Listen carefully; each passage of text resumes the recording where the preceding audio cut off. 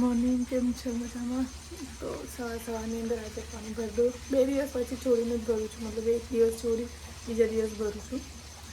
તો આજે રવિવારે નહોતું ભર્યું, શનિવારે ભરેલું. તો આજે સોરી, કાલે સોમવારે રવિવારે ભરેલું, સોમવારે નહીં ભર્યું. આજે ઉઠીને પાછું સવારમાં થોડું કાઢવું પડે છે, પણ હવે ભરવું પડશે. પહેલી જગ્યાએ તો મેં શોર્ટ પહેરી છે, મને એટલી ઠંડી લાગે છે. બસ પીવાનું પાણી તો ભરી લીધું છે, વાપરવાનું ભરવાનું છે, મતલબ કપડાં બપડા ધોવાના છે. તો કાલે મેં કીધેલું મારે ચાદર ને એ બધું ગોરેલું છે, એ ધોવાનું છે, તો એના લીધે હું ભરું છું. પછી ઉપર ટંકી ભરેલી છે, પણ આ એક્સ્ટ્રા છે, કદાચ નળ ના આવે ને આ બધું મેં કપડાં ધોવું ને યુઝ થાય એના હિસાબથી મેં આ ભરેલું છું.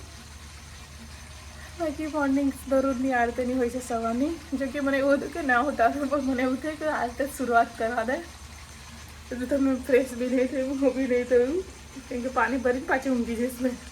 સીધી 8 સાડા 8 ઉઠે. હા જો ભરાઈ ગયું. હવે આ થોડુંક આ ભર દો, કેમ કે આ મારે કપડાં ધોવાના હોય છે ને એના હિસાબથી મેં છે ને એક્સ્ટ્રા ભરી દઉં છું પાણી. કેમ કે પાણીનો ભરોસો નહીં કયા ટાઈમ પર ના આવે. ઉપરની ટંકી પૂરી ખાલી થઈ જાય એટલે પાણી તો જેટલું હોય ને એટલું ઓછું પડે છે. કેમ કે યુઝ એવું છે, નીચે 2 છે, અમે ઉપર રહીએ છીએ, નીચે મારા દાદા સસરા લોકો રહે છે, એ લોકોને પાણી યુઝ કરે, અમે લોકો યુઝ કરીએ, એના લીધે એક્સ્ટ્રા ભરેલું. એ બી નીચે એક્સ્ટ્રા ભરે છે, અમે બી એક્સ્ટ્રા ભરીએ છીએ. તો મોર્નિંગ આલતે છે તો બની રહેજો વ્લોગ. પાણી તો ટાઈમ પર જ આવે છે, પણ શું થાય છે કે લાઇટ નહીં હોતું. અહીં છે ને આ એરિયાની અંદર, આ એસટી નગર નવું બસ સ્ટેશન છે ને એ સાઈડના એ પટ્ટાની અંદર એવું સમજો ને કે લાઇટ છે ને 10 વાર જતી હશે ને 10 વાર આવતી હશે.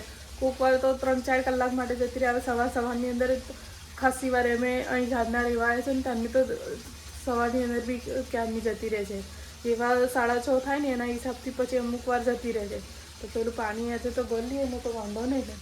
બસ પાણી ભરી ગયું છે, મેં ઊંઘી જાઉં કે મને ઠંડી લાગે છે. મને ઉઠવાનું સવારમાં નહીં ગમતું. જો કે આપણે મેં પહેલાં મેં ચા બનાવીને આલી, એમને ચા પીધી ને જીમ ગયા. હવે હું મારું કામ કરું છું, કામ કરીને સીધી ઊંઘી જઈશ. પીવાનું તો પાણી ભરી દીધું છે, ખાલી આટલું ભરવું છે, આટલું ભરી જાય એટલે ઉપરનું ભરાશે. ઉપરનું તો ભરાય છે, જોડે જ ભરાય છે. હવે તો ઉપર જોવાય એવું નહીં ને, તો મેં દરરોજ ઉપર ચડીને જોઉં છું કે કેટલી ટંકી ભરાઈ. કેમ કે અહીંયાથી વાર લાગે છે ને, એકવાર દેખી લઈએ તો ખબર પડી જાય કેટલું ભરેલું છે કેટલું નહીં.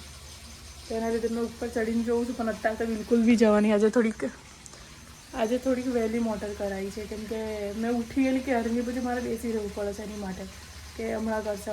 એના કરતાં મેં નીચે કહેવાય દીધું કે થોડીક ઉતાવળથી કરી દઉં. તો બસ એના લીધે બસ પાણી ભરી લઉં લે.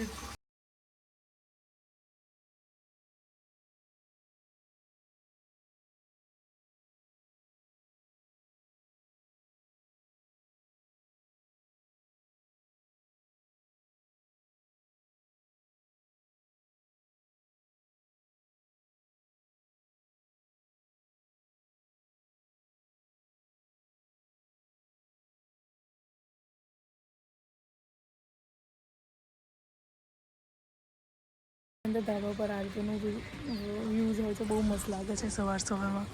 પણ ઠંડી બી બહુ લાગે છે. મેં બસ આ ટાઈમથી ચેક કરીને હવે નીચે જઉં છું. ભરાઈ ગઈ છે, થોડીક બાકી છે, આટલી બાકી છે. તો ભરાઈ જાય એટલે પછી મેં નીચે જોઉં, મતલબ દેખીને જ જોઉં છું. થોડીક વધારે ભરી જાય એટલે મને ખબર અંદાજે બેસી જાય એટલી ભરાશે. તો સવારની અંદર ઉપર મજા આવે છે, મતલબ વ્યૂ મસ્ત છે એવું સમજો. જો હજુ સુરતદા નહીં નીકળ્યા નહીં એવું સમજો. હવે નીકળશે થોડી વાર રહીને, આખું જ અલગ જ આ વ્યૂ આવશે. તો બસ સવારની આરતીની મોર્નિંગ હોય છે, તો બંને આવી રીતે બ્લોગ સાથે. તો આ એસટી નગર જ છે, સોરી મેં થોડીક મિસ્ટેક થઈ ગઈ. આ એસટી નગર જ છે. એસટી નગરની અંદર અહીં ન્યૂ બસ સ્ટેશન આવી ગયું છે. ન્યૂ મતલબ કે અહીં નવું બસ સ્ટેશન બની ગયું છે. તો અહીંયા બસ હવે અહીંયાનું વ્યૂ થોડુંક અહીંયા સાઈડનું ખરાબ થઈ ગયું છે. મતલબ બહુ ગંદકી થઈ રહી છે. ગંદકી એટલે કોઈ વરસાદનું પાણી ભરીને તો એ થઈ રહ્યું છે. બાકી તો અહીંયા એસટી નગરની અંદર બધા મેચ રમતેલા, મારા હસબન્ડ લોકો બધા નાના હતા તો અહીંયા રમતેલા. આપણે બી રમવા જાય, પણ હવે તો બધું ખરાબ થઈ રહ્યું છે. મતલબ બસ સ્ટેશન આવી ગયું છે, પછી એ સાઈડ રમતેલા, આ સાઈડ નતા રમતા. ખબર નહીં આવે કઈ સાઈડ રમતેલા. તો અહીં નીચે આવી ગઈ છું અને પાણી ભરાઈ ગયું છે. હવે મેં નીચે બૂમ પાડીને કહી દઉં હવે હું ફટાફટ ફોન ચાર્જિંગમાં મૂકું અને સીધી ઊંઘી જાઉં. Bye bye. મતલબ મળીએ તૈયાર રહીને નાખો, ઉઠી ગઈને મોં ધોઈ નાખું, મોં ધોઈને ફ્રેશ થઈ જાઉં. મળીએ.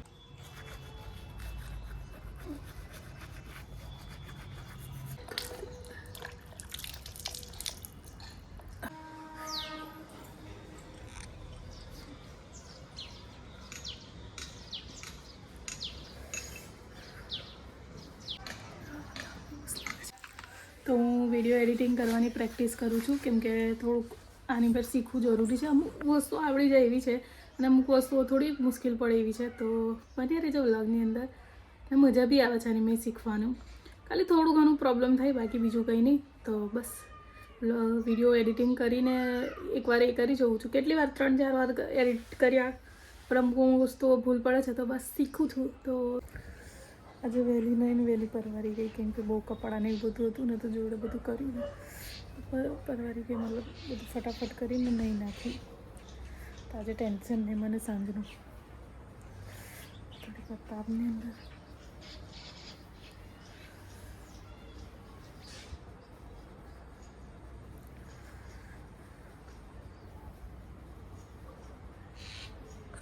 તો આજે તો મેં વહેલી નહીં ને વહેલી પરવારી ગયેલી, કેમ કે શું કહેવાય, જમવાનું બનાવ્યું, જમવાનું એટલે બધું ક્લીન કરીને પછી જમવાનું બનાવતેલી.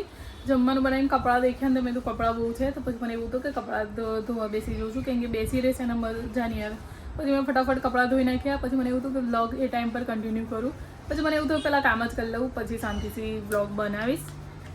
તો પછી મેં એ કર્યું ને પછી મેં સીધી નાહવા જતી રહી. મેં તો હવે નહીં ફ્રેશ જ થઈ જવા. પછી જમીને શાંતિથી થોડીક વાર બેઠી ને પછી મને એવું થયું હવે ઊંઘ આવે છે, તો એડિટિંગ મતલબ શીખવાની કોશિશ કરી. એટલે શીખવાની કોશિશ મતલબ કે એનિમે લેપટોપમાં થોડું ડિફિકલ્ટ પડે છે. ફોનની અંદર આપણે કરીએ અને એનિમે કરીએ થોડો ચેન્જ હોય, તો એના હિસાબથી મને છે ને થોડીક પ્રેક્ટિસની જરૂર છે. બાકી કે એનિમે બહુ નાના ઝીણા એ છે, તો મને એ બધી વસ્તુઓ મારા મગજની બહાર જાય છે. તો બીજું તો કોઈ પ્રોબ્લેમ નહીં. તો સવારની અંદર મેં ઉઠીને સવાર તો યાર એક વાત કહું, બહુ ઠંડી લાગે છે, એટલી ઠંડી લાગે. અને બીજું અમે મારા હેરની અંદર ટ્રીટમેન્ટ કરાવેલી છે, પણ લાગતા નહીં. ટ્રીટમેન્ટ ઉપરથી મારા હેર છે ને બહુ ખરાબ થઈ ગયા છે. બહુ એટલે કહું ને કે બહુ જ ખરાબ થઈ ગયા છે. ટ્રીટમેન્ટ તો કંઈથી લાગતી નહીં. હજુ તો 3 મહિના જેવું થયું હશે મારા ખ્યાલથી ટ્રીટમેન્ટને. તો જ હેર તૂટે છે. હવે મમ્મીએ એવું કીધું કે તેલ ચેન્જ કરાવી. પછી આ મમ્મી લોકો બધા યુઝ કરે છે, એવું કહે છે કે આ સારું આવે છે. તો એકવાર ટ્રાય કરી જોઉં છું હવે આનાથી શું ફરક પડે છે. પડે તો બહુ સારું છે, નહીં તો મારે તો બીક લાગે છે હવે ટકલી થવાનું, કેમ કે હમણાં તો બધાના હેર લોસ જ વધારે થાય છે. તો બસ હવે ટ્રાય કરું છું, જોઉં છું આનાથી શું ફરક પડે છે. કે મને છે ને મને એવું છે કે મેં મારા હેર લોંગ કર, મતલબ મારું સપનું છે હેર લોંગ કરવાનું, પણ હજુ સુધી પૂરું નહીં થયું. કેમ ખબર? કે મારી નિયત હર ટાઈમ બગડે છે. એક ટાઈમ એવું નહીં હોય. મેં જ્યારે બી હેર વોશ કરું ને તો મારી કાતર મને યાદ આવી જાય ને. તમે વિચારો નહીં, મેં એટલા હેર કટ કરતી હશું ને, મેં અઠવાડિયાની અંદર છે ને મને લાગે ને કે આટલા કટ કરવા છે તો મેં આટલા કટ કરી નાખું. અભી તો મેં એટલું કંટ્રોલ કર્યું છે ને કે મેં આ કટ નહીં કર્યું, નહીં તો મેં ક્યારની આ વસ્તુ કટ કરી નાખું. આજે મંગળવાર છે, મેં હેર વોશ કર્યા તો મને એવું હતું કે કટ કરી કરું છું. હવે જોઉં છું કેટલા ટાઈમ કંટ્રોલ કરું છું, કેમ કે મારી આદત બહુ ખરાબ છે. મારી મમ્મી લોકો તો મને બહુ જ બોલતા હશે કે છે તું હર ટાઈમ વાળને કટ કરવાનું, એટલે ઘડે થોડી કટ કરવાના હોય, કોક વાર કટ કરાય. પણ મારી આદત ખરાબ છે કે મેં જ્યારે બી હેર વોશ કરું તો મને વાળની અંદર નિયત બગડી જાય કે લાઈ કટ કરી નાખવા થોડા એમ કરીને પછી મેં કટ કરી નાખું છું. હવે આ ફેર જોઈએ છે મેં કેટલો ટાઈમ કંટ્રોલ કરું છું, જો કે પોસિબલ તો છે નહીં, પણ તો પણ જોઈએ છે કે કેટલો ટાઈમ કટ કરીને કંટ્રોલ કરું છું ખુદને. તો બહાર તો આરતીનું વ્યૂ થઈ રહ્યું છે, મસ્ત લાગે છે બહારથી. અહીંયાથી તો દેખાતું નહીં, પણ મસ્ત લાગે છે બહારનું વાતાવરણ. એના કપડાં સુકાયા નહીં, હજુ મને લાગ્યું લઈ લઉં, અને હજુ સુકાયા નહીં, થોડા લીલા છે, તો પછી મેં હવે રવા દઉં. સવારે મતલબ 11 વાગે કે 12 વાગે લઈ લઈશ, કેમ કે થોડા સુકાઈ જાય. મતલબ થોડા અભી આખી નાઇટ રહેશે બહાર, એટલે ઠંડા થઈ જશે, મતલબ ઝાખરવાળા થઈ જશે, એટલે પછી એના કરતાં અહીંયા રવા દઉં છું. સવાર મેં લઈ લઈશ 11-12 વાગે તો લઈ લઈશ. ઉઠે છે પછી થોડા તાપની અંદર રહી છે ને, લીલા છે. ચલો મળીએ. તો જો તમને મારા વિડીયો સારા લાગતા હોય તો please like share comment subscribe કરવાનું ભૂલતા નહીં. મળીએ આવતીકાલે નવા બ્લોગ સાથે. તો ટેક કેર, બાય.